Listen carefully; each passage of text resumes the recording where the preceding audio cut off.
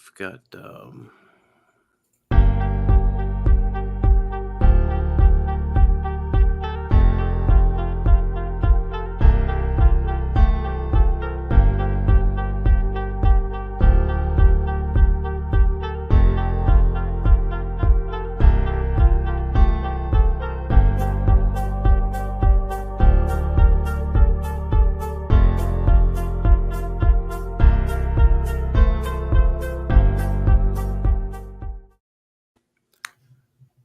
Hello. Ingram Smith, Bud Elliott, back again for another episode of the Nolecast. Also doing this live on a Wednesday evening. So as always, want to thank our sponsor, Louisiana Hot Sauce, and the good people at Tarpon Cellars. A little hot sauce, a little great red wine. You're 2/3 of the way to a fantastic meal there. TarponCellars.com is the website.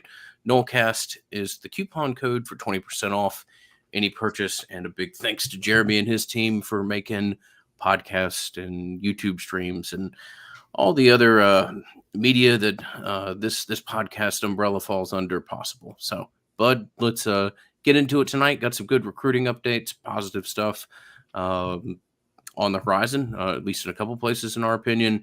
A new commitment that we can talk about some, and play a little bit of a Florida State-based game called Change My Mind. So, got some good things queued up for you guys tonight, and let's jump right into it. Yeah, man. Also, welcome to Notification Gang. Obviously, everybody has notifications turned on. They subscribe, they turn notifications on, and sometimes we do these without any social media, and I kind of think of it as a reward, right? For people who have notifications on, it's pretty cool because you get to see us do this thing live. If you don't catch us live, or if you catch us on podcast, we really appreciate that as well. The numbers continue to grow, and we are super stoked about that, obviously. Although, granted, we did this for a long time without making any money on it. So it's always been, more like it's a business, but it's also still a passion. So, all right. Also, shout out to the Canes fans in the comments section. A lot of Canes fans tonight. YouTube doesn't really think of your view as any different than FSU fans do. So that's fantastic. We know y'all exist on the internet mostly, and so we're really glad that you are spending some of your time on our show. Any word on Destin Hill? I got nothing there. I think with every passing day, my belief that he's going to get in fades just a little bit more. Let's talk some positive stuff. So FSU picked up a defensive back transfer from Jacksonville State. I don't really know that we need to spend time on that. I'm not trying to do an hour and 45-minute podcast. He's going to be a depth piece. I think he'll be a special teams piece. Guy tackles pretty well. Coverage-wise, we'll have to see. Okay, maybe not. But I've been hearing pretty good things about the secondary in camp anyway, so I think that he's probably just a depth piece at this point, right?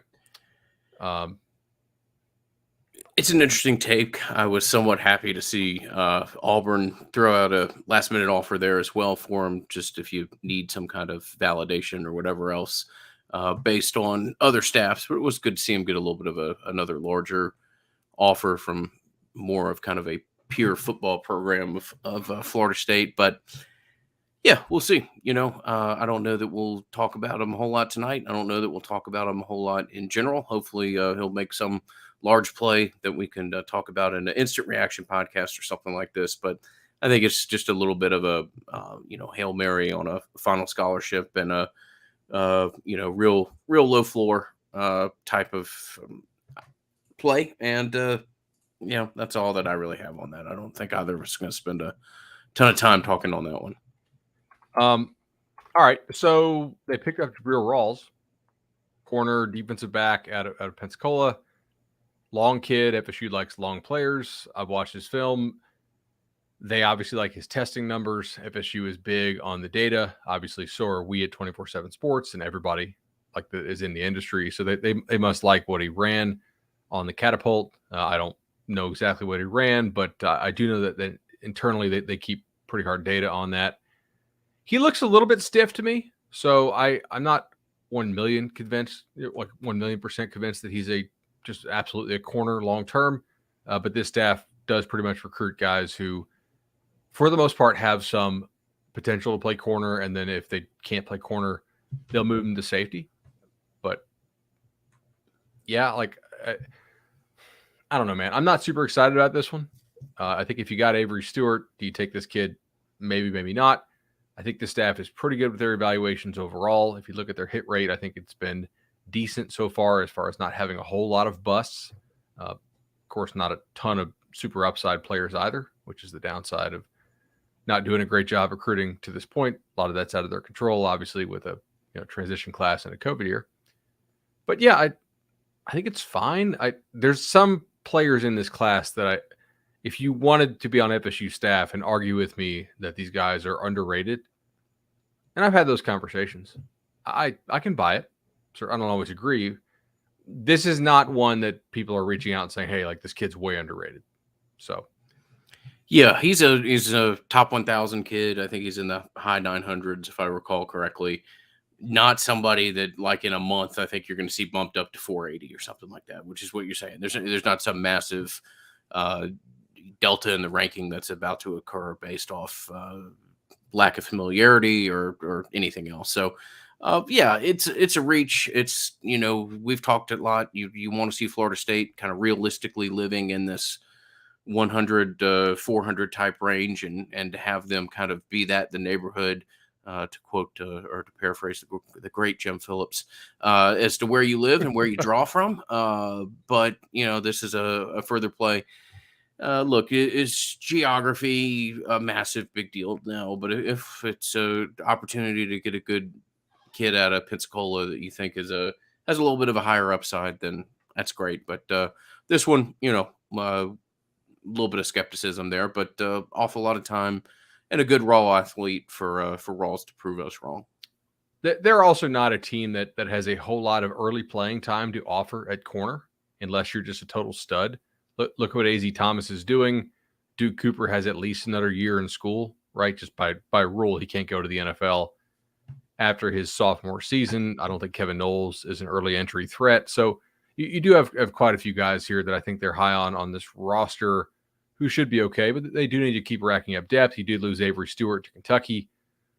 Look, I mean, if Kentucky wants to pay, what the word on the street is, if he's like their top kid in their class or one of them, okay, like you have to, if you are not FSU, because FSU can't be involved, of course, with NIL, but if you are, let's say, Rising Spear, right, you have to have some kind of plan for what maybe you might be paying these kids, because you can't, do it before they get on campus because it would be an inducement. But you have to sort of have a number in your head as to if this kid was this good, maybe he would make this much money with his social media presence once he got on campus. And if the number doesn't fit, you have to kind of let him walk. And I think FSU right now is smartly kind of trying to focus some of their stuff on the studs. And they may have some studs in this team that they need to re-sign long-term to NIL deals coming up as well. So you getting echo, or are we getting? You're looking kind of concerned here.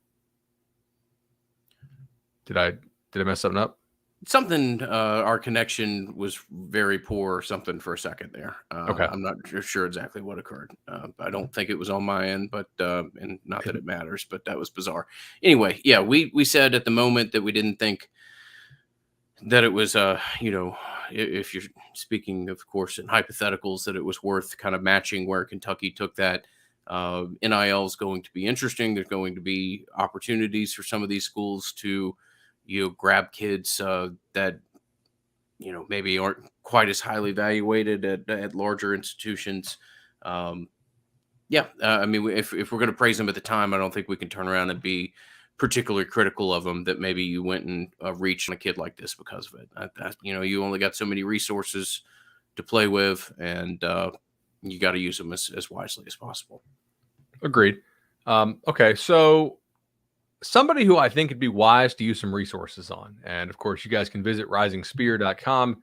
We had Matthew Quigley on to explain the Rising Spear program, both the gold and the garnet, one being a nonprofit, one being a, helping out your actual business. If you want to play in this space, you want to sign 5 stars or guys who not a 5-star yet, but ranked 26th in the country, like a Hakeem Williams, you're probably going to need to do a lot of things right. You're going to need to have a guy who connects with him. He does seem to like Ron Dugan's quite a bit. You're going to need to have a nice year on the field. We'll see if FSU can do that. You'll need to have a proof of concept. We'll see if that happens. But we told you on this podcast, pay attention to the visits. Where do kids go during the very limited open visit period at the end of July? Because there's not a lot of time to visit multiple places. Now, a couple kids hit one school on a Friday and then another school on a Saturday. But what school got Hakeem Williams, the really, really highly rated receiver out of Stranahan, who's a stud, to visit for multiple days? Florida State did. And we told you, if that happens, it's on. It's a serious deal. They got him up there. They did what they had to do. You got to play the game. And now, I mean, don't take my word for it here. Let's go to Andrew Ivins, who I don't think anybody covers South Florida and the Southeast better than he does. Just tremendous asset to our organization at 24/7 Sports, a buddy of mine. Let's go to him on the new Preps to Pros show from the 24/7 Sports YouTube account and listen to what he had to say about this. Yeah, I mean, we're out here in Nashville for the personnel symposium. Me and you doing some networking, so learning some tools of the trades and scouting. And, as I'm sitting there listening to one of the presentations, my phone's blowing up.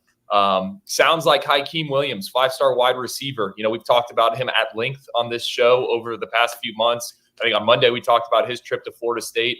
I'm hearing he could move up his timeline and actually make a commitment much sooner than we initially thought. I don't think there's a date set just yet, but keep an eye on late September, early October for Hakeem Williams. We have him as a 4-star prospect, number 26 nationally, but I think me and you would both agree he is the absolute real deal dude. Where do things stand? I like my crystal ball right now for the Aggies. I will say this, though, talking to someone inside his camp this afternoon, they pointed to that trip to Florida State. Sounds like Hakeem really enjoyed his time up in Tallahassee. And they brought up the fact that Hakeem's good friend, Omar Graham, linebacker, that FSU took, in the 2022 cycle. That's like Hakeem's best friend, and he's up there at Florida State. He went through spring football. Obviously, they're in preseason camp. So Florida State surging. I think Pitt's still in there, and then you can't count out Georgia for Hakeem Williams. But sounds like we might get white smoke from him much sooner than expected. All right, Drew, to follow up on that, 3-star linebacker. So that's encouraging, man. Gotta say. I believe the phrase that you used was "show me that it's real." That certainly was done. He's up there. I certainly, Florida State's opinion is that this is kind of trending positively for them. We'll have to see if other staffs, other individuals involved in the recruitment at other schools feel the same way. But it's interesting to hear Ivins acknowledge, and the growing trend kind of broadly is that Florida State's become a very real player in this recruitment. So, it'd be good to get him to move up a commitment. I think all the things that you said that you have to do, you still have to do to be competitive or potentially to retain a commitment. But this is where we said they were placing their focus and efforts, and appears to have paid off pretty well so far. So I think Florida State's very soundly one of three, and very possibly the leader in the field at this point in time. I agree with you on that. Look, obviously, if you are battling Texas A&M, given what they just did last year with the class, and again, it was not 28 to 30 million. That's crazy, but it was. They're very effective with their collective. They got an effective collective. I think FSU is playing for keeps in this battle. All right, I'll actually go out and make a prediction. Let's pinpoint end of September, right? So, Stranahan's got a bye, so they don't play on the 23rd, which is that Friday. So, I mean, you could announce like late that week. Maybe you do it before the Louisville week. I will predict that if Hakeem announces in September and FSU has a winning record when he announces, that he'll pick FSU. Now, if they're 1-2, if they lose it to FSU or to LSU and to Louisville, and they'll be underdogs in both those games, in my opinion, then probably not, right?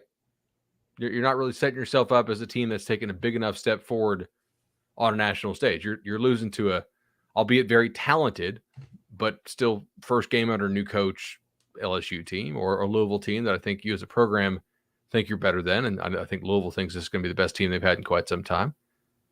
But yeah, that's my prediction. I think that he will verbally commit to them if they have a winning record when he actually commits. Like it a lot. I think it's. I think this is going well for Florida State. That's all that I can say, and that's all that there really is to say out there until we have more definitive kind of public news, whether that be a commitment, whether it be an acknowledgement of a change of schedule. Yeah, good job, well done here. Staff's done a good job identifying, building a relationship, and I think this is one of the areas where Hakeem Williams would probably be a point of emphasis for Florida State's NIL efforts as well. So we said you got to choose your battles and box clever here, and this is one of the battles that you want to, throw your best jabs and maybe a right hook even if you legitimately think you got a chance to win this one. So awesome. Another kid who I've felt good about for quite a long time, but not like locked up good, is linebacker Blake Nicholson, top 200 player in the country. I think a real difference maker. We've explained how like Derek Ray grew up, with them. So it's obviously a huge advantage to have. First of all, I think Derek Ray was a really good signing anyway by Norvell to help run that department and to kind of get things a little bit more organized and communication improving. But obviously him having that connection out there is a pretty big deal. But ask USC how it is to fight Oregon when it comes to last minute NIL stuff. Ask anybody, man. Everybody thought Josh Connerly was going to USC, and then he took a walk down Division Street, chopping it up out there. Definitely. I mean, it is remarkable what they're doing, and we've talked about this before. You've talked about this and acknowledged it. You're throwing your last Hail Mary in the efforts of trying to win a national championship during the lifespan of your main benefactor and the guy that's changed that program. And they're doing their best. So that's going to be a fun thing to watch. Did I say Derek Nicholson? I don't believe you said Derek. No. Oh, okay. Blake, I don't know. I had a note to mention that they once upon a time FSU had a really good linebacker named Derek Nicholson as well, who was very effective, especially when they played Boston College. Pretty good coach in his own right as well. Working the scene there, and a guy that I think you'll continue to hear more about. But yeah, Derek Nicholson, Ernie Sims, AJ Nicholson, or when that was AJ, I can't remember what that guy's name was. Anyway, nice linebacking core back there in that date and time. That was back where like your final kind of elite roster pieces of dynasty talent, you'd still find a couple scattered throughout the defensive side of the ball. And yes, so. But shall we play a game? I'm down to play a game. Let's do it.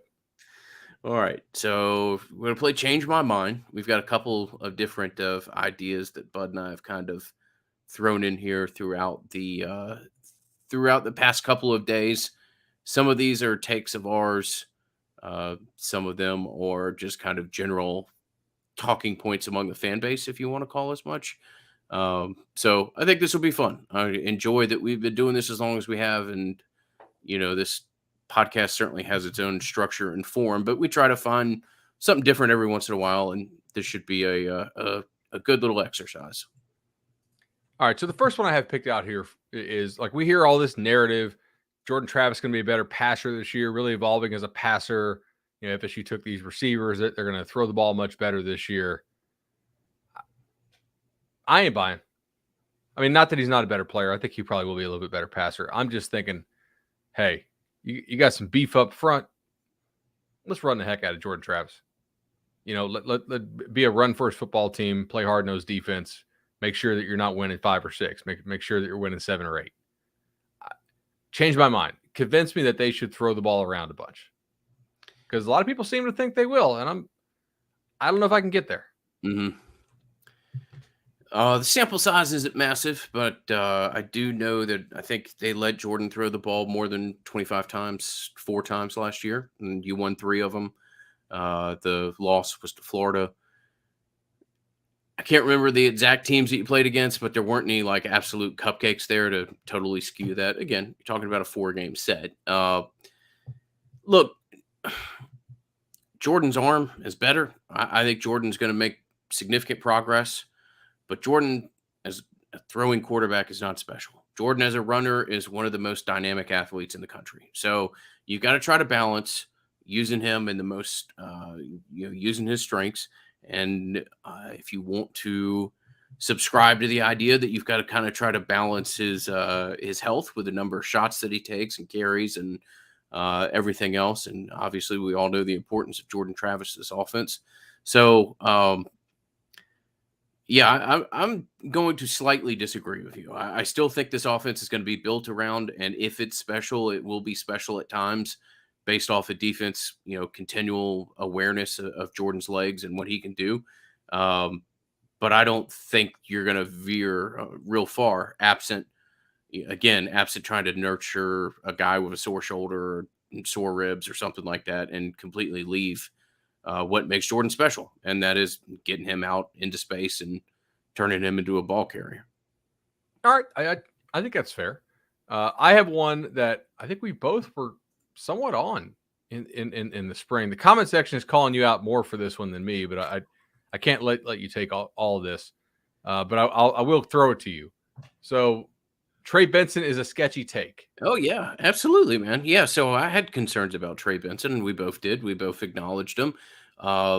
Yes, I had concerns about his injury past, but I had real frustrations about the numbers and how we've managed the running back position and the fact that you're continually, leaning on walk-ons or guys from the portal. Now, look, Benson looks like a hit. Benson looks like I was wrong. Great. That's fantastic. Certainly what I want to be. But when you have a guy who literally acknowledges you just totally blew up his knee and you're grabbing guys like that and walk-ons, look, we've talked about some of the limitations of Florida State's recruiting. You're not going to sign top 3 tackles or stuff like that. But Florida State should be recruiting better and signing much higher quality high school running backs and getting them into the system and developing them. So I'm wrong on Trey Benson. That's awesome. I hope he is what he looks like and what he sounds like from practice. But my concerns about the take at the time, I'm not going to waver all that far from. So looks like we just lost Bud's internet for a second. So I doubt it. I actually think Bud probably just didn't want to claim any criticism or being wrong on Trey Benson. So he just kind of quickly parachuted out of this podcast and video take. So we'll move on to the next one and let Bud come back in when he can tell us that he's right about things again. Obviously, I'm kidding. Okay, so changed my mind on a topic that the offensive line could actually be worse. So before we get to that one, I will take a brief moment to thank our friends at the legendary team of Chad and Shannon, Legendary Loans. I want to read a message that I got recently on LinkedIn. And honestly, I get something about this in regards to Shannon about every 2 weeks, but it's just a reminder of the quality of people that we've paired with and the responses that more than 450 of our listeners have had working with Chad and Shannon. Rick writes, Ingram, I recently closed a loan with Shannon Young, and I was recommended by the Nolecast. He works nonstop and answers the phone 24 hours a day. Shannon went above and beyond, locked me in on the lowest rate to save me money. Even before I knew if the contract would go through, he locked me in on a rate prior to a Fed increase, saving me thousands.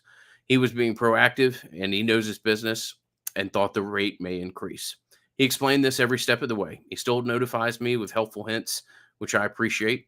Any future purchases will always go through the dream team from me and also my relatives. Shannon and I have 2 things in common. We're both hard workers, and we both love the Nolecast.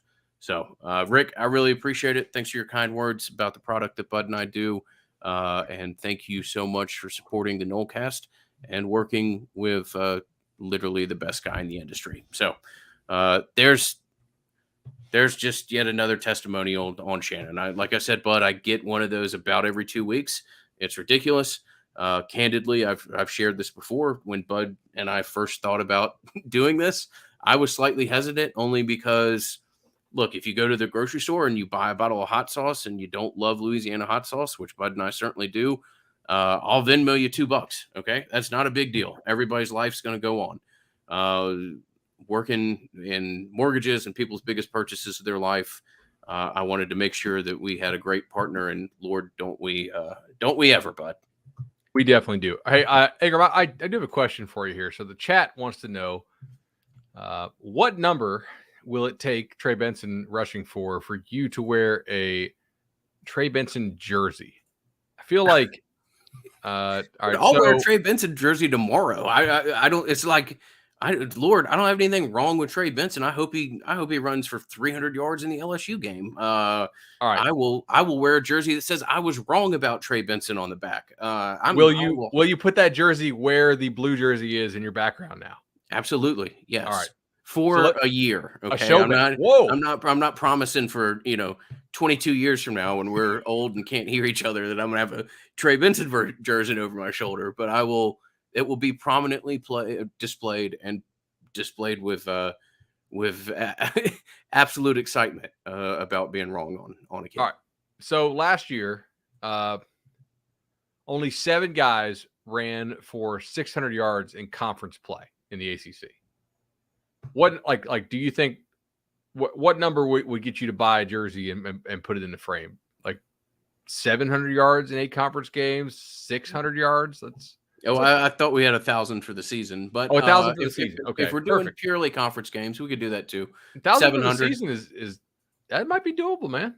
Yeah, it might be. I'd love for it. I mean, we don't have a whole lot of 1,000-yard backs here at Florida State, but I would love to see it. And credit to the kid for recovering from an injury. How many guys ran for 1,000 yards last year? Do you think nationally?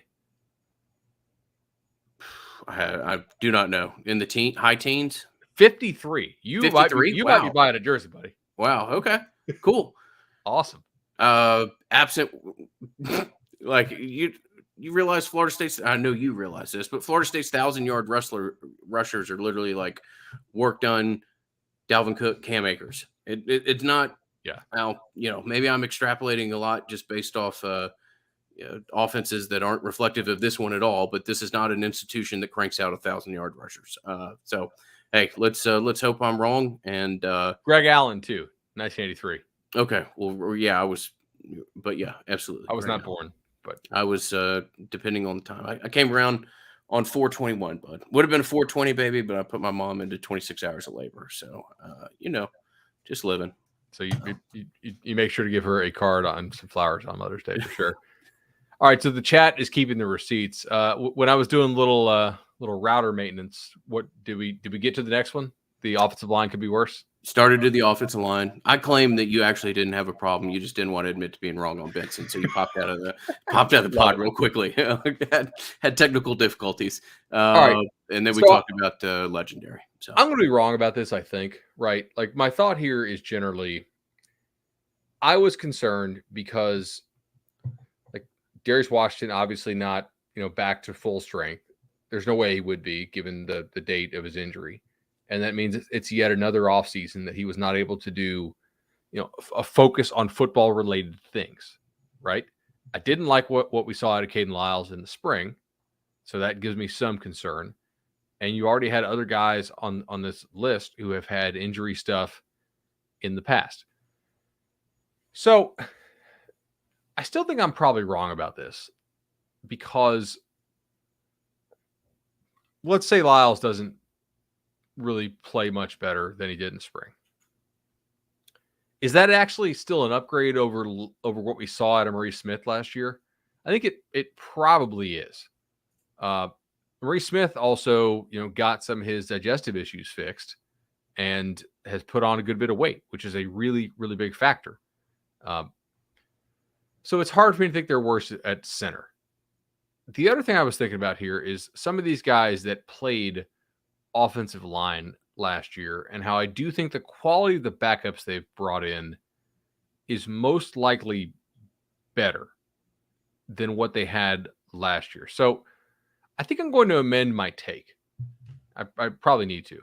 I no longer think that there's a real chance that this offensive line could, in theory, like if everything goes wrong, be worse. Clearly, I wasn't projecting them to be worse. I'm just saying like, hey guys, it's not an absolute lock that they're better, right? Just because we're not dealing with hypothetical injuries. We're dealing with pre-existing injuries, stuff that like you're not banking on them staying healthy. You're banking on them getting healthy. And I don't know, man, maybe I was too negative in that. I possibly could be. I've been accused of that before. But I mean, Brady Scott played 295 snaps for you last year. Bavion Johnson played 360. Maurice Smith, even given his limitations and his real issues, especially like the back stuff, latter half of last year, he played 500. Devontae Taylor last year was really kind of a shell of himself because he was playing injured. He played 520. So, I mean, I think Demetri Emanuel is a better player than Devontae Love-Taylor 2021. I think Devontae Love-Taylor 2020 is probably better than Emanuel is, right? Like Love-Taylor played well for you in 20. This Maurice Smith is better than last year's Maurice Smith.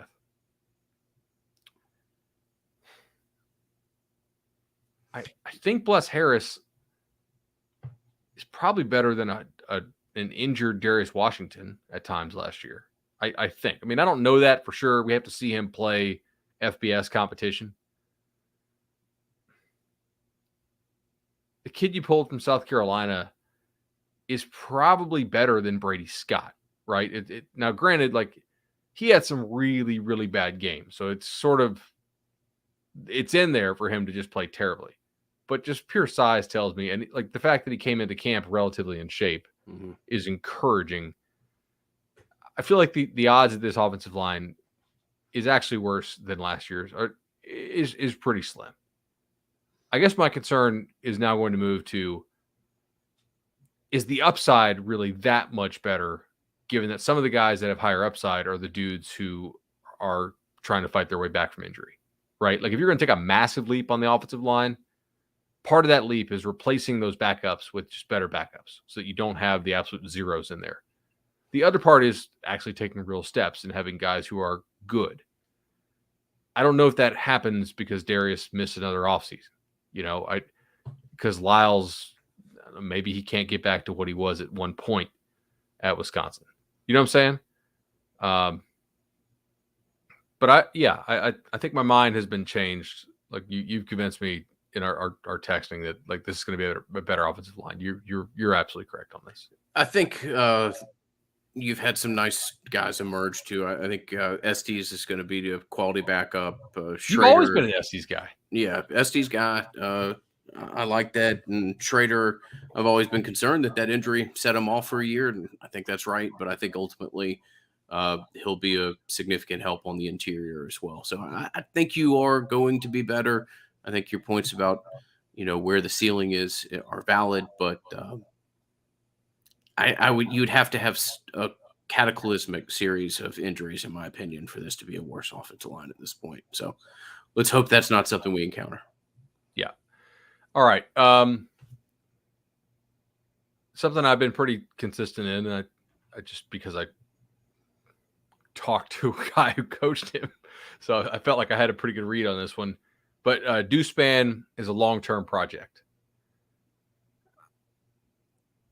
Are you going to change my mind on this, or are you going to tell me he's going to be an impact guy this year? I mean, I don't want to use the term impact, but I could certainly say that he's a project that looks like he's going to arrive a little early. Yeah, I mean, that'd be fantastic. I think, and we talked about this, there was a pretty significant and uniformity in belief that if the kid wanted to fully play wide receiver and focus on wide receiver, that the sky was the limit. And I think the idea of quarterback is gone. I'm glad to hear him not talk about emergency quarterback or anything else like that. Kid can play on Sundays at wide receiver. Kid needs to be focused on playing on Sundays at wide receiver and getting checks and getting second contract checks. And if the switch has clicked there, like it sounds like it has, like there's been a decent progression from spring to here. And you could be the greatest athlete in the world, but you still probably have to put in work for that to occur in the manner that it has. So I love where we are here. And I think that it wouldn't surprise me. Well, it's lion season. I almost convinced myself of a hell of a lie there. I think project arrives early, and I think he may be even like a focus of your offense in the back half of the year. Will he have more than 15 catches this year? Yes. See, I'm doing intel here for the snap count draft. Like Ingram Yeah, thinks that he's going to be a 15 yeah, catch he's- guy. How many receivers last year had more than 15 catches for FSU? Four. I was going to guess 5. Yeah. Yeah. So McLean had 16. Keyshawn Helton had 19. Jayshon Corbin had actually 5. Sorry, you're right. Corbin had 25. Corbin's a running back, so actually I'm right. Still 4. Terry Wilson had 30 or 23, and Parchment had 24.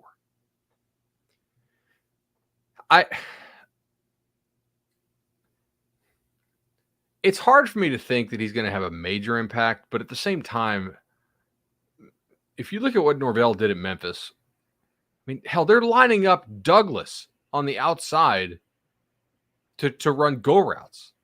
Yeah. Well, Literally, that's why like I think this kid's going to get. I mean, they're so desperate for an outside deep threat. So desperate for the Georgia Tech 9 route threat from 10 years ago, the Paul Johnson 9 route threat. That's what this offense needs so desperately, whether it be Bebe or that other big kid that they had that he ended up, Stephen Hill, I think got drafted by the New York Jets. But yeah, so I think that this is a guy that, he may not break that 15 number by much, in my opinion, but I think when Span catches the ball, it's going to be like a 42-yard reception 1 out of 3 times or something like that. And he's not going to be catching a lot of 6-yard slants, in my opinion. Will he lead the team in average depth of target? Yes. I almost so certainly. Too. Yeah. So like last year, Partridge averaged 16 air yards per target. I think like if we were throwing the ball to do Span and it does not travel at least 16 yards in the air, I think there's going to be problems, right? Like I want the ball to travel a long way in the air. Like let's have that number start with a 2. As far as that, like maybe a couple screens could lower it. But if they get something out of him this year, it's not going to fully make up for the loss of Winston Wright. I don't know if you did you see the clips of Winston Wright, him in the stretch thing? And then I think it got deleted because I went back and looked for it and I couldn't see it. I didn't. Again. No, I didn't. I mean, it was I rough, just, man. Like I felt really bad for the kid. Yeah, he's nowhere close. He's not. And I don't like that conversation in general because, it just, you'll have people say, oh, well, you're hating on a kid for not thinking that he's going. It's just an injury, man. You've got to see how he comes back from it. I know that he's turning in all the work possible to do so, but he had a horrible car accident and it is what it is. And hopefully he can be somebody that you can feature in the back half of the season as well. Yeah, 100%. Okay. Last thing on Dewspan. Does the fact that Dewspan is getting some love and Norvell is really praising him when asked about it,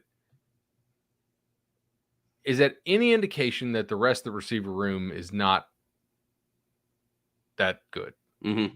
So I was talking to a friend of mine yesterday, and he's like, is there anything in the world that you think you can take from the Duquesne game? And not to ruin our Duquesne game preview, that will do big numbers. Oh, it's going to be epic. Yeah. Epic. I said, can the receivers get separation from anybody? That's the only, because we haven't seen it against any level of competition in so long that and injuries. Get out of the game healthy and show me that a receiving unit can actually get separation on any level college defensive backs. And that's all that I could take out of that game.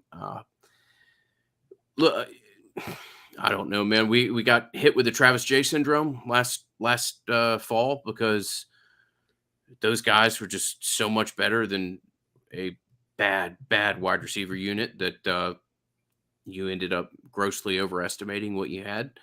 I've just got to see the wide receivers prove it and consistently proving it. I hate to hear, and again, I'm not being critical of the kid, certainly when I say this. I think Pittman is a better pickup than we gave acknowledgement at the time, or I gave acknowledgement at the time, and I think he's going to do some things for you. But it does bother me to hear that you'll have wide receivers that are real good for 3 practices in a row, and then somebody turns in a performance that is just horrible. Now, look, part of that's sports. Part of that's going through a camp like this where you're tired and it's hot as hell and you're playing football 1 to 2 times, or football type of activities 1 to 2 times a day. Guys aren't machines, but you've got to have a level of consistency at that position that does not turn it into a wild detriment. I mean, you were accurately labeled the 14th of 14th wide receiver units in the ACC last year. That should never happen in a place like Florida State. Agreed. All right. So a couple more here. The pass rush will have a real drop-off.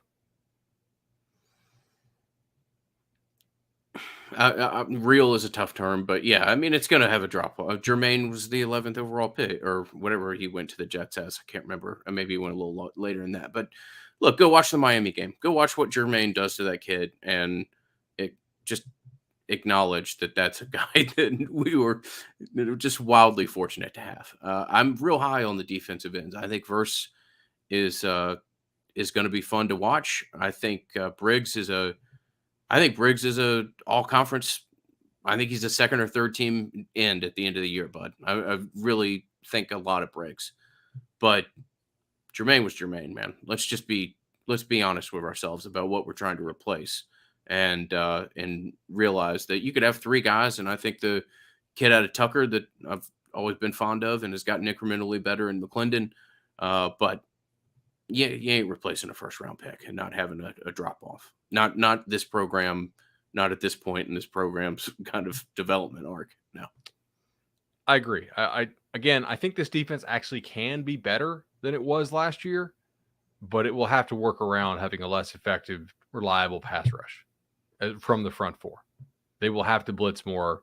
They will have to be more creative, and they will have to be better defensively by having fewer busts and playing better team defense.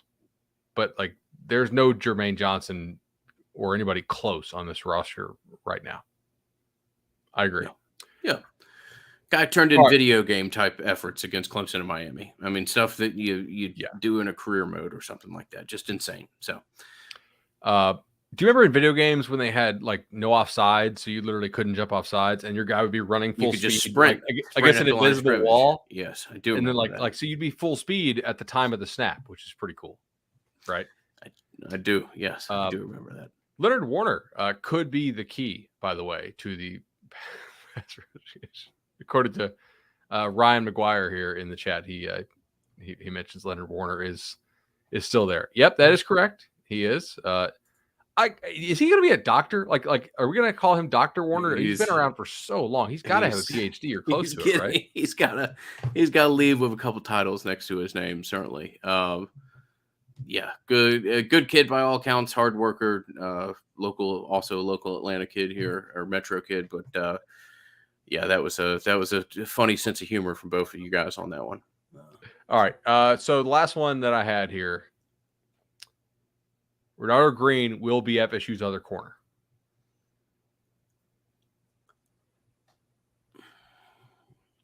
So as we continue our let's not get lost in the hype and madness of a couple days of practice. I think I said that I thought AZ Thomas would be a starter by game 5 or 6. I might have undersold the kid. I might have. I don't think he starts in game 1, and I don't think you throw him out there against LSU unless he's just, well, we'll see. Unless he's Jalen. Yeah, unless he's Jalen. But I think he starts. I think he starts against Louisville, but I seriously think this kid's a starter by game 3. Okay.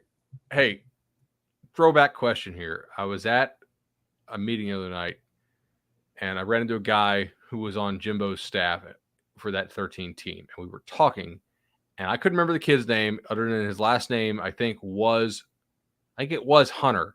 He was a Georgia kid. He had really good high school tape, and then he had the neck thing. Remember? The Valdosta kid. Yeah. Yes. What the hell was his name? Because neither of us could remember. And it was like, that guy was a good player. And that was the reason. That was why Jalen started. Hurt. Yeah. Him getting hurt was the reason Jalen Ramsey started from day 1. Remember? Yeah. Maybe the chat remembers. Tyler Hunter. His dad was a hell of a wide receiver at UGA, if I recall correctly. Good, a lot of athletes in the family. And Tyler Hunter before the neck injury was a hell of a player. Really was. His high school tape was ridiculous. It was better than Greg Reed's. Mm-hmm.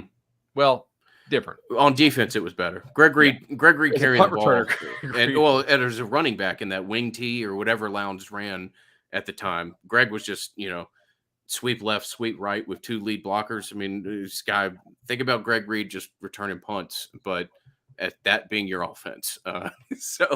Anyway, good times. I mean, I guess my point is, Jalen Ramsey would not have started game 1 as a freshman had Tyler Hunter not gotten hurt. Now, look, I'm not saying this team has. First of all, I'm not saying AZ is Jalen Ramsey. Jalen Ramsey is probably going to be a first ballot Hall of Famer, right? And I'm not saying this team is as talented as that team, because it is definitely not. I'm like, you're not going to change my mind on that take. But there is something to say here for the fact that like coaches do tend to start guys who have some experience. See, look, that's why we brought it up, because Timmy in the chat was like, I didn't know that Jalen wasn't going to start as a freshman. Yeah, like I think eventually he could have won the job, but like he was not lined up to be,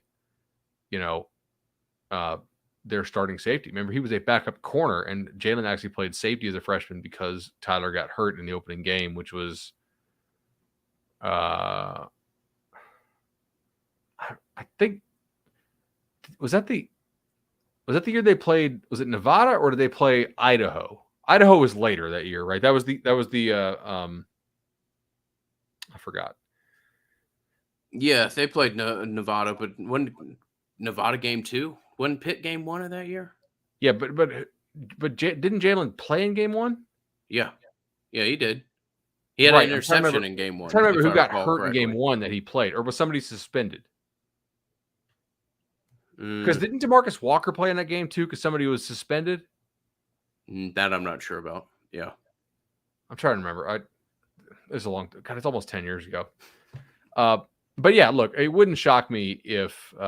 Aaron Donald was also on that Pitt team, so a lot of future Rams Bowl winners were in that game.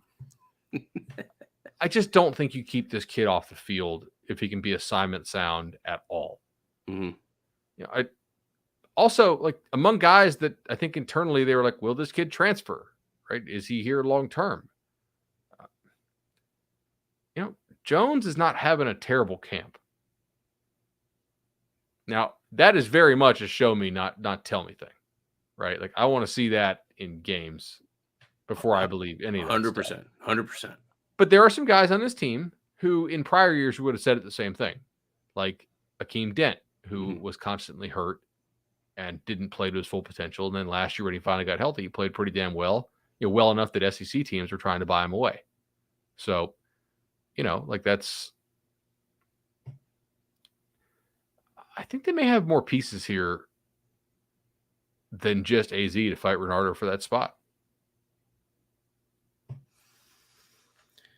Yeah, and that's great. It's great to hear that Jones has emerged, and I've heard that from enough people that I'm going to echo that I have to see that in a game before I fully believe it. But it is a kid that's turned in a string of solid practices in a manner that I'm not sure he has previously before. So, PJ Williams hurt. PJ Williams was hurt. That's how Jalen got the start in game 1, and then he moved to safety permanently against Nevada.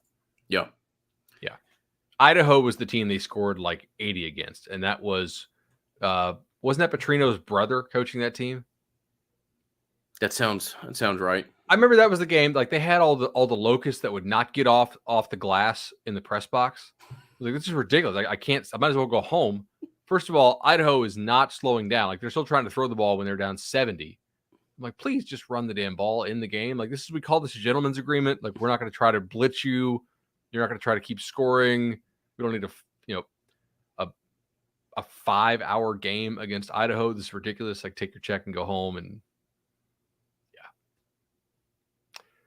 All right. Tangents. Like how do we transition out of that? Yeah. Good question. We've got some listener questions to go to here. And we've got a decent amount of them. So we may save some for a first of next week's show, or as we get in. A lot of it's we've got about 3 quarterback focused recruiting questions that we'll start off here with. Before we do, we'll thank our friend Matt Lewis at Congruity, and just want to acknowledge the level of leadership that he's given us as far as a sponsor and assistance, and love working with him personally with our business. And then he's also helped with payroll with the company that I work for now. Two more people recently asked me for introductions.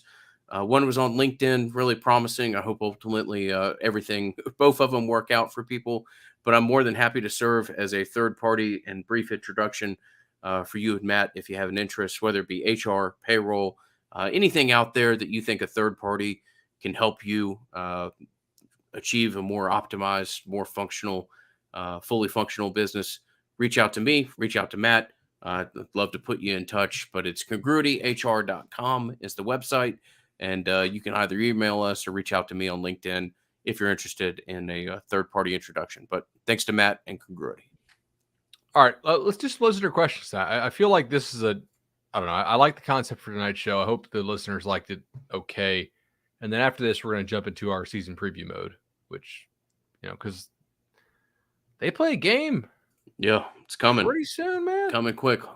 The 27th.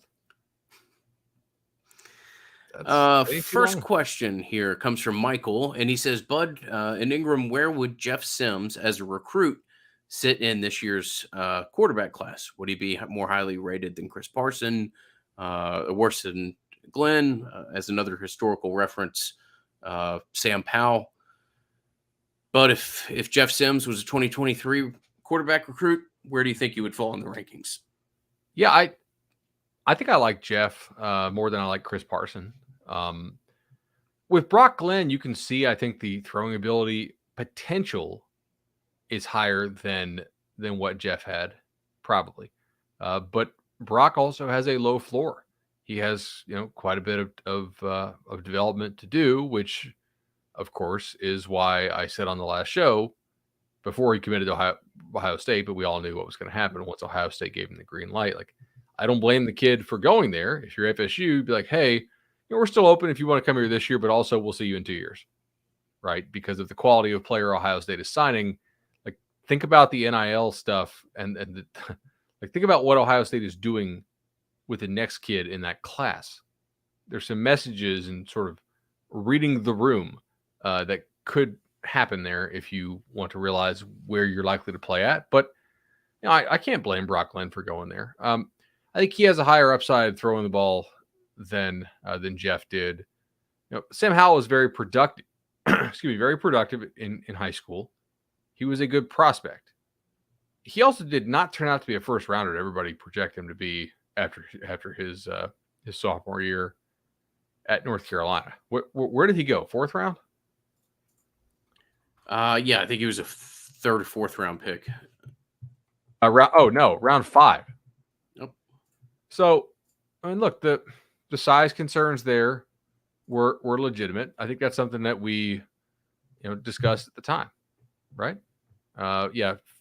Pick 144, and he went to what team? To Washington. Okay. Look, Sam Howell's a good prospect. He was on an earth-shattering prospect. He was in a very good offense for 1 year at North Carolina, and I thought he played his butt off this last year, right? Like, he just didn't have nearly as much around him.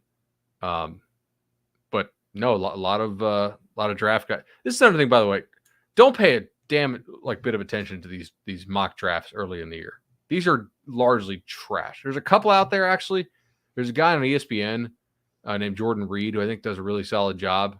I looked at his list, and usually I can pick out 5 or 6 guys. Be like, if you ever saw these dudes in person and weren't sitting behind a computer just writing about them, you'd immediately realize, oh, that's not a first round NFL body at tackle, or that first rounders look different, And if you saw them in person, you would know. Now they get them right once they get to the Senior Bowl, and they're like, oh, okay, yeah, I see. The kid I was writing about 9 months ago ain't really that good, or physically wise. But, I mean, that's actually an interesting comparison from Broderick in the chat. He says Sam Howell is to North Carolina what Taj Boyd is to Clemson. I think Sam Howell carried that team more than Taj Boyd did. Like, Taj Boyd had some studs around him. Didn't he have Hopkins? Yeah, to throw to? Sammy and and Nuke. Yeah. Watkins and Hopkins is a pretty good combo. I mean, it was pretty decent dudes. Yeah, that was the beginning of Clemson getting serious about things. But yeah, no, I mean, they physically of similar kind of stature, and I think Hal probably would have been a higher draft pick had he gone out, had he been able to declare earlier. And I don't think he did himself a whole lot of favors this year. You're right, he played his tail off, but didn't have great tape. And well, anyway, Sam Howell, good luck to him. All right, so next question about quarterback recruiting is about old Ricky Collins out of Baton Rouge. Ricky writes, Ricky Collins claimed the University of Purdue, LOL, ended contact with him, and that's why he decommitted. I don't believe I don't believe anybody on Purdue's football staff ended all contact with their committed 4-star quarterback recruit. However, I think this might be a subtle way to reference that NIL related. Purdue's NIL backers told him and his team that they don't have any more than they can make on their best offer. Am I completely off base? And is this perhaps the new normal for trying to read deeper into recruiting? So look, I mean, we have had, it's not a new normal because kids have always said things like, they haven't shown me as much love. They stopped showing me love. Right. So that's not different. We've seen that for a good while. I don't know that this is specifically about what Purdue did or didn't do with his NIL. There's a lot of times I know some NIL stuff and I got to couch it correctly because I don't want to get a kid in trouble. In this case, I literally don't know. Okay. It wouldn't surprise me if this was NIL related, but it's LSU, your hometown school. It's cool to be like, hey, Purdue found me first. They showed me the love. They showed they believed in me. But again, it's LSU or Purdue. It's not really much of a choice if you live in Baton Rouge. I wouldn't think, unless you really want to get out of town. But Ricky brings up a good point. Here's something I want to bring up, by the way. This is a tangent. I know we're going a little bit long. I apologize. We will get to all the questions tonight, I think, unless there's a second page of these. And there is. Okay, well, we're going to have to go fast. Actually, I'll hold that thought for later because it's something I want to discuss more long-term about distribution of talent and how I think NIL actually could cause the distribution of talent to actually spread out more. Yeah. Almost tied to the Avery conversation Stewart. out of the Avery Stewart conversation that we had earlier as well. So, sure. Connor asks, any chance they turn up the heat on Emory Williams, the Miami quarterback commit from Milton High School? I think they should. I think Emory Williams is a better looking prospect than Brock Glenn or Chris Parson. So he's in the Panhandle. I like the kid a lot. I know other coaches who liked him a lot too. I mean, he doesn't play at a super popular high school there at Milton, but I know some other staffs in the state at the G5 level were really hoping that Miami did not offer the kid. So if I was FSU, I would circle back around on him. I don't know that I would offer any of the guys who came to the Seminole Showcase personally. I think if I don't get like an Emory Williams, maybe just go portal hunting. You've done a good job with it. You've shown that you're not shy about jumping into the portal. So, all right. So moving on to non-quarterback recruiting related questions here. Traveling Snowman, always a creative name to be found in our Patreon supporters, says, can you guys provide an update on players that we haven't heard much about? For example, Sam McCall, Travis J, Demori Tate, George Wilson, and Rod Orr. So I'd carve out Sam McCall from that bunch. I mean, I wouldn't get too concerned because you're not hearing AZ Thomas type stuff about a kid that's, just been on campus for but a couple months. So I almost want to have a different conversation with Sam and the other guys that he lists there. Travis J, I talked to a good friend of mine, a guy that has seen, I believe, every practice so far, and I don't want to steal his content or thoughts, but he basically just told me that, Jake has continued to be in position on some plays, but has never, like the switch hasn't flipped on Jay being in position to Jay making plays. And that's not like a That's not an intelligence comment on him or anything like that. It just the football player that we see and you see in high school and stuff, it just hasn't materialized as a defensive back. And that's unfortunate. You can never fully write a kid off of his talent, but he has had the whole injury stuff and like a lot of home life stuff outside of his control. Like he's a kid I legitimately feel bad for. Yep. You know, Yep. just things outside of his control. That's not to say like he hasn't done it, like that he's done everything perfect, but some guys have much harder obstacles to overcome that are outside of their control, and I think he's one of those. And you know, man, like honestly, I don't know that it wouldn't do him a bit of good to get to get outside of driving distance for Madison. Mm-hmm. Yep. You know, just get somewhere where you can really focus on ball. I don't know. Long been a thought of mine as well. So Demori Tate, I don't think anything's ever going to happen there. He just had a lot of injuries. I don't know that he's the same athlete that he was back in the day, right? He was a freak athlete coming out of high school here in Orlando, but I don't think he's got that same juice anymore. Sam McCall, I agree with you. I just don't think he's quite as college ready as AZ. I still think he has a very high ceiling. George Wilson, I would say George Wilson, more of a challenging acclimation to the college lifestyle. Okay. And came in at 185 pounds. So whatever he was listed as out of high school, he came in much lighter than that, which basically takes whatever projection you have for him and it bumps it back like a year at least. Rod Orr, I didn't hear great things about the consistency of intensity in year one. Now, here's the thing. Not everybody is going to acclimate to the college lifestyle the same as the other guy.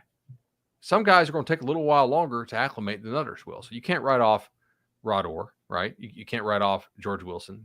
And he's getting bigger.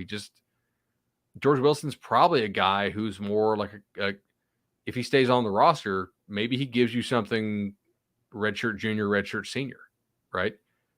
With Rod Orr, it's, do you take it seriously every day? We said the same thing about Jared Jackson for how many years? That's exactly what Louisville told us, right? When we asked guys over there, it's like, well, there's a reason we took him out of high school. We thought he was very high ceiling, but can you be consistent? Hey, you're having a nice live day when you're getting all the all the adult content spam in the chat section. So we'll have to put some more filters on that. Sorry about that, guys. Unless you are, I guess, into that, then free advertising. Anyway, so yeah, with Rod Orr, I wouldn't write him off, but I don't think he's going to be in a position to help you this year. And that is a disappointment given how high they were on him. I think they're still high on him long-term. Short-term, it's not probably going to happen this year. Yeah. Which is, all just the reason why you just got to get in the habit of signing a lot of quality at the offensive line. It helps improve the other pieces, and it helps make sure that if somebody's going to end up playing, it's because they've earned it. So, George Wilson, Rod Orr, awesome. Okay. Avery asks, our DB room is a great mix of vets that are nominated for accolades and a young core of athletes that have proven their worth / earned their stripes. With all that being said, what's your best guess as to why our staff is trigger happy on green lighting our last 3 DB commitments, the 2 23s and 1 transfer year rental that won't arrive on campus for another couple of weeks? Doesn't seem to be the best plan, in my opinion, but I could be wrong, says Avery. All right. So, first of all, the DB they just took from Jacksonville State, I love the take because it means they cannot offer another walk-on caliber tight end scholarship. All right, which they've already done a couple times. So, like, God, that tight end room's a joke. All right. So I don't mind that take at all. Quindarius Jones was one of the best players at elite camp, and is one of the players that I think the staff would tell you is underrated. They really think this kid's pretty good. Now, I don't know if that means he's going to be a backer or a safety or a corner, probably a safety. But yeah, I think that I don't mind that take at all. Jameer Rawls, maybe they like, and Quindarius Jones is the kid out of Mississippi. He's rated 858 in the country right now. If I had to say somebody was like underrated, and again, I do trust our guy doing Mississippi a lot. I think he'll see these guys even more going forward. But like, he's a guy who's worked in pro evaluations for a long time. So like, he's not just some writer that we're having slap ratings on things. Like we've really invested in our rating staff. But FSU got him on camp. They got him in the catapult. They got his GPS testing data. They saw the size. They think they can develop him. I think they have a plan for him. I trust their evaluation there. I see what they're doing. Which Rawls, I think it's fair to question. Like, would they have taken this kid if they felt better, or if they got Avery Stewart, right? How good do they feel about Kirkland, the corner / I think probably more safety out of Jacksonville? I mean, Kentucky likes him a lot too, right? How much does Kentucky like him? Where does he fit at on your board? RisingSpear.com, right? That's kind of key. So Avery, I understand your question. I don't hate using your final scholarship on another DB piece if you feel like you need it, especially if you think some of the guys in the DB room could be like late transfers or something like that. I don't hate it. Rawls is the one that maybe you'd question a little bit. Bobby says last year, Dilly said the offense can either be explosive or consistent. We were explosive in small doses, and the offense struggled to find a rhythm in most games. With an improved O-line, wide receiver core, and Jordan getting the majority of first-team reps, does the offense become more explosive or consistent this year? With Atkins as the OC, I feel like the run game will be able to put us in more manageable third downs. So I think this goes back to one of our prove me wrong questions or change my mind questions. Last year, Jayshon Corbin was stuffed on 20% of carries. Trayshawn Ward, 19%.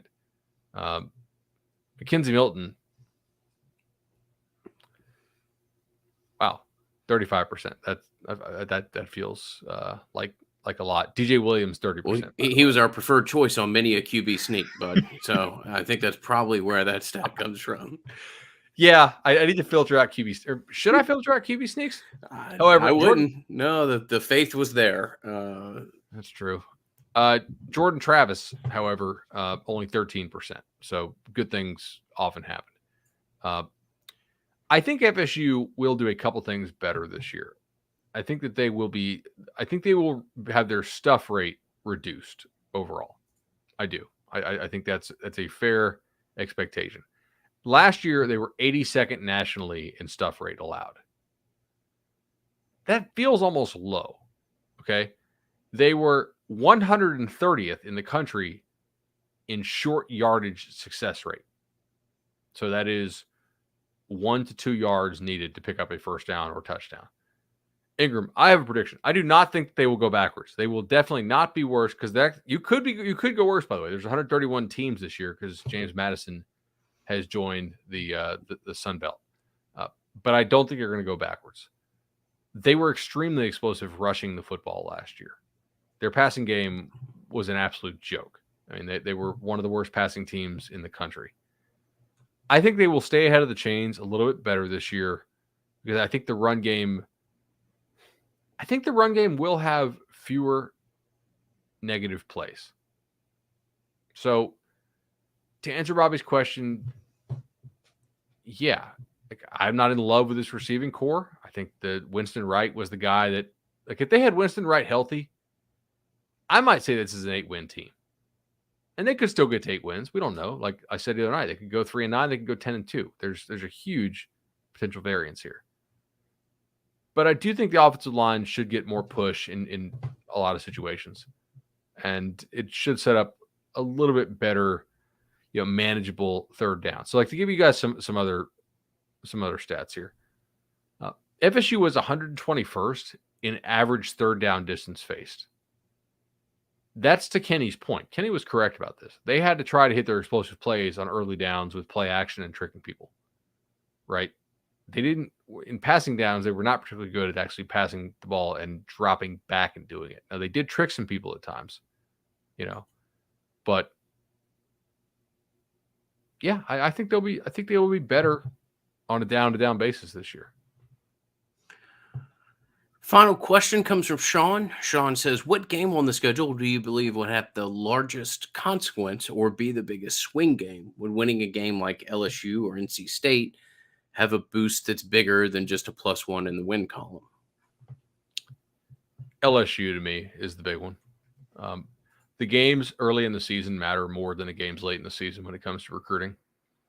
If you listen to the stories, like listen to Danny Cannell and Danny Warfel talk about some of the receivers they were trying to get to commit to them at the time and how like whoever won that game that year, it did seem like it had an impact. I think if Florida beats FSU or FSU beats Florida, it has very little impact on recruiting in this given year. Now, the following year, maybe, but because it happened so close to signing day, most of these kids are sewn up, It was just different, man. There were kids back then. A lot of kids wouldn't schedule their official visits until after the season. I mean, it was just a different calendar. But anyway. Yeah. LSU for me is the one I think you need to get if you want to have maximum impact. If you don't, I think you need to get Louisville. I think if you start 1-2, well, what did we start off the show with? I predicted that if FSU has a winning record at the time that Hakeem commits, then he'll be committed to FSU. But yeah, I do think that LSU is probably the one. Is there NC State is one that I think would be overrated. NC State's getting a lot of hype in the media, probably most of it justifiable. But I don't think kids get in that hype, right? No, I don't think they're like, oh my God, you beat NC State. Right, I don't really right. care. LSU's a bigger brand. Yeah, it's LSU or Louisville. I mean, I might have Wake Forest as number 3 just because I think you're going to beat BC, and if you could come back and grab Wake, it puts you at being. Can you imagine podding about a program that's 4-1, Bud? I mean, that would be. How about 5-0? Yeah, 5-0 would be preferable, certainly. Yes, and I'll buy my Trey Benson jersey for that too. But yeah, no, I mean, I will. Let's just not start off 0 for September and be podcasting in October about the actual season that we're still watching and not extrapolating 2, 3, 4 years down the line. So here's to it. We've got a week to talk about preview and position previews and everything else, but I do think that this year will be a much more enjoyable experience for everybody involved for that reason, if nothing else. So, Bud Timmy says, I don't see how everybody's hyping Louisville when they lost their best receiver to Alabama. They did lose their best, at least their fastest receiver to Alabama. I think you can debate if he's the best kid. Malik Cunningham's a pretty damn good quarterback. That's going to be one of the absolute best offensive lines that you faced. It should be the most improved defense in the conference. And so far, Scott Satterfield has absolutely ate Adam Fuller's lunch for the non-garbage time quarters that he's faced him. Like FSU had been no answers for that offense 2 years in a row. It will be Louisville's Super Bowl in Louisville on a Friday night. That's why.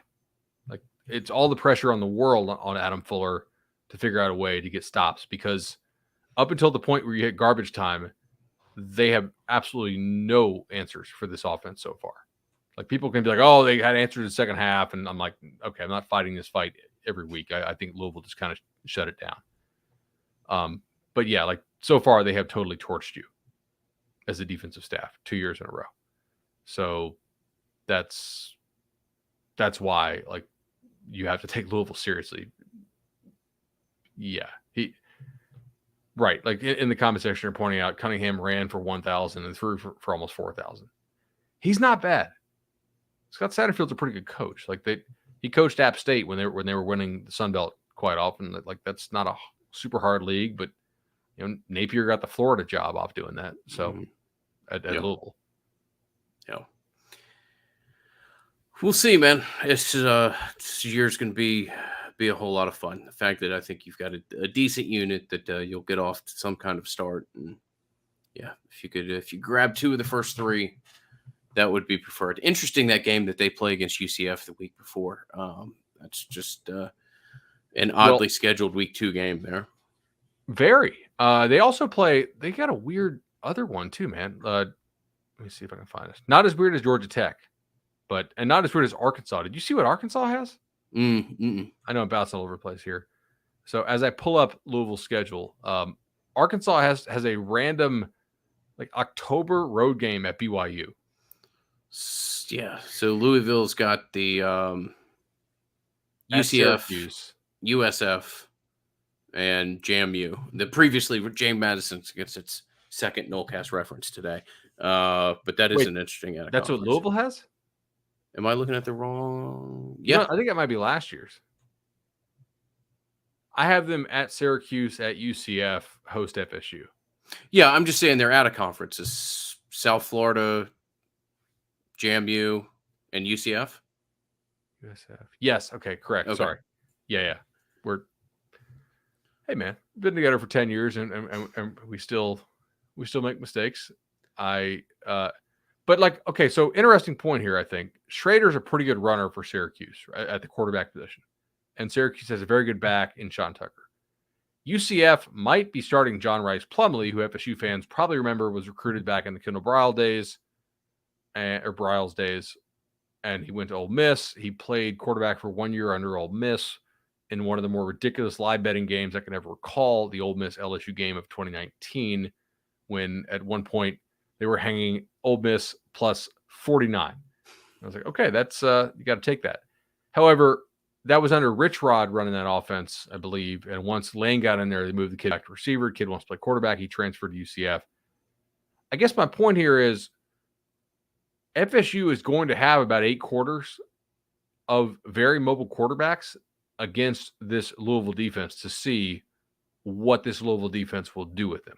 Now, maybe they will see this Louisville defense is much improved, which I think it probably will be. And it's playing mobile quarterbacks very well. It obviously faces one in its own camp. However, there's a chance that they see some cracks in the armor or some things that they want to try to exploit. And that's also, is that right that they don't have a bye before this? Like I know FSU has time off before it. No, Syracuse, UCF, Florida State, three games in 3 weeks. If you can get that one, UCF and UCF is a Friday night game as well. Interesting. I'm going to be very interested to see how the Cards do at Syracuse. I think they'll beat them, but the spread's only like 2. So Vegas likes Syracuse a lot more than I do.